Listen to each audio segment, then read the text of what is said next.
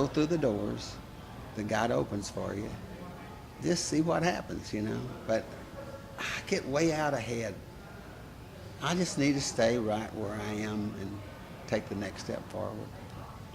So, you got anything that you're doing lately? You got anything that you're going to festivals and things? I Yeah, know that. yeah. And people love meeting you. People love seeing you. We've seen you at a few things. Thank you. And people just, they're usually clamoring around your table. And I Wow. think because, now there's a lot of different ways to that attracts people to you.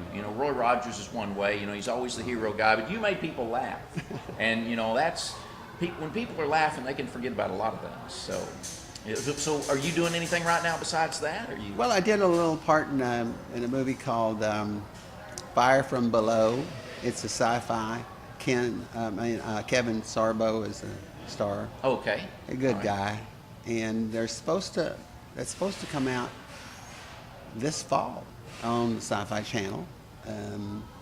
Did another little film in Dallas, which is totally Christian based, and Mark Cuban had something to do with. Oh, really? Yeah, and I don't know what they're going to do with it, how they're going to market it or whatever. But I played a kind of pastor emeritus who talks to couples and helps them out and so forth and so on. Had a wonderful scene, and so I've had a chance to do a couple things and been working on the book, and excited about that. What's the book? What kind of book? What is it? Kind of like what we're talking about, but just stories about the people that I've met and had the pleasure of meeting, and little things that would happen and be funny.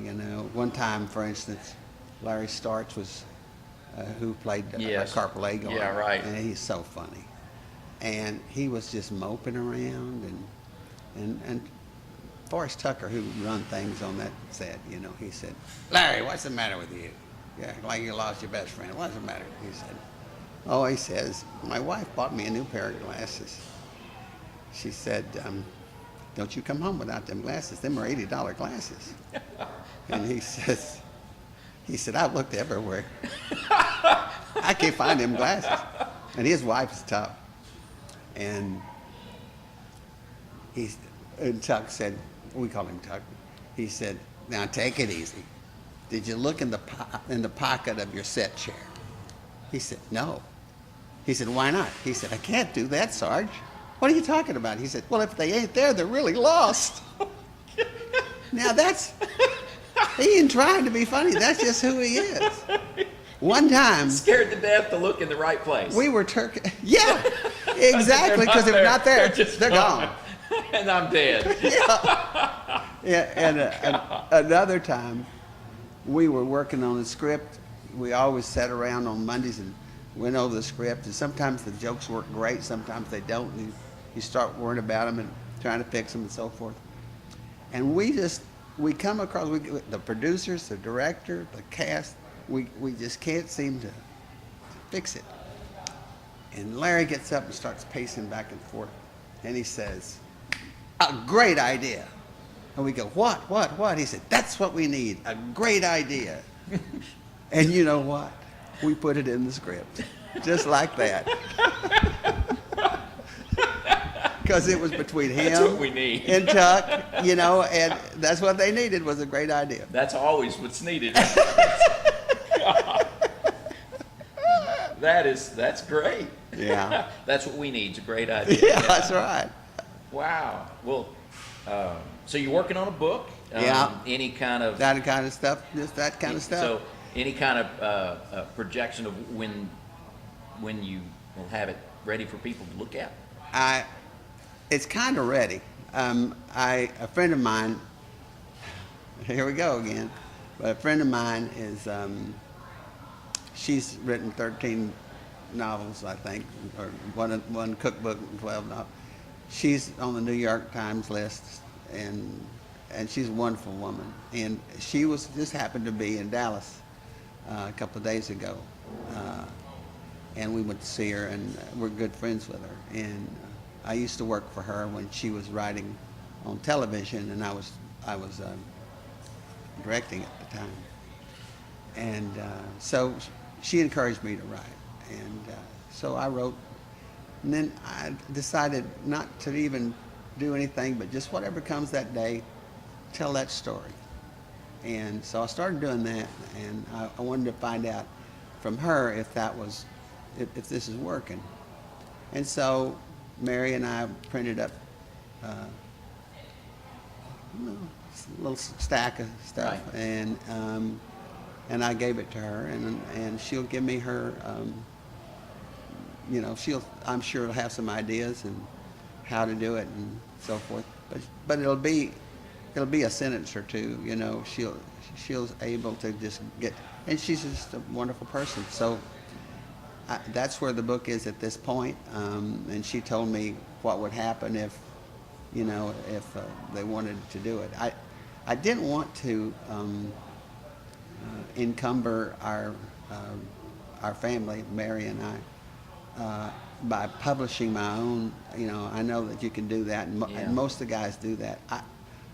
If it's going to be what it's going to be, then take it to Random House. You know what I mean? Yeah. Yeah. Just go to the best, whatever that is. Exactly. And so we'll see. We'll see. And it may be something that'll happen pretty quick, or maybe it'll take a little bit longer. But I've got a lot of stories, and they're all good. That's fantastic. I can't wait to get your book. I can't wait to see it, because if it's stuff like what you just told me about Larry and all that, that's funny stuff, and then some serious stuff too, I guess. Yeah. So. The thing I've worried about a little bit is some of the language, not very much, but some of the language is a little salty. But it's not me talking that way,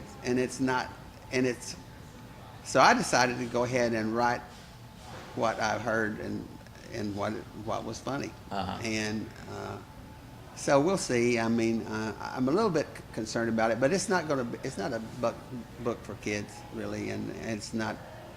I'm probably making more out of it than it does. But I've never in my life in any film said even anything. I never, and some of the. You can't. You know what? I didn't even ask anybody. I just cut them out. I just didn't, and went ahead, and nobody ever said anything to me. But when I was a little boy, about 6 or 7, there was a group of actors that called themselves the Mad House, or I'm trying to remember the name of. They had a tent. It was outside of the walls or the gates of the state fair, and they had this big tent, and they had wood chips on the floor and so Mm-hmm. forth and so on. And the leading man, who was all dressed up in a tuxedo and everything, and with a glass of, he said the word "damn," and I was shocked. I was like 6 or 7 years old. I was terrible. And at that time, it occurred to me, I become an actor, I won't talk that way. Good. And as it That's turned good. out, I didn't. I've often wondered about that. I just assume a lot of times that, because I've heard actors say things that I didn't think would be relevant to the time period that the movie was being made in, or relevant to what the movie was being made about, and they've used language that I just thought, you wouldn't have heard that sort of thing back then, and they throw it in, and I'm thinking, I've wondered, was that not in the script, and they just did it? And I've also wondered about other actors, do they just purposely leave stuff out? I know a lot of impromptu stuff goes on, but I've often wondered about things like that, and you just confirmed some of it. That's fantastic. Thank you very much. Well, thank you. Thank you for coming out here today and Blowing my own horn. well, I hate talking about myself that way. I'd rather tell stories about other people. Well, you did about Larry and stuff. That's good. Yeah. But thanks for coming out. And Thank you. one more question. Yeah. How long did they make F Troop? 2 years. See, that's what I thought. I thought it was just 2 years. It's amazing the response you get out of people when you talk to them about F Troop, and you know, and they remember it so well, but it was only made for 2 years. That's right. That is amazing. Well, then a flying nun came in, so. I'd rather watch that through. Thank you, Larry. Yeah. Thank you. Larry. Thank you, James. I was thinking Larry, he wasn't here. If we're talking about it. That's Thank okay, you, Larry. That's Yeah. okay, Willie. That's my brother's name. No, Yeah. I didn't know that. Thank you so much.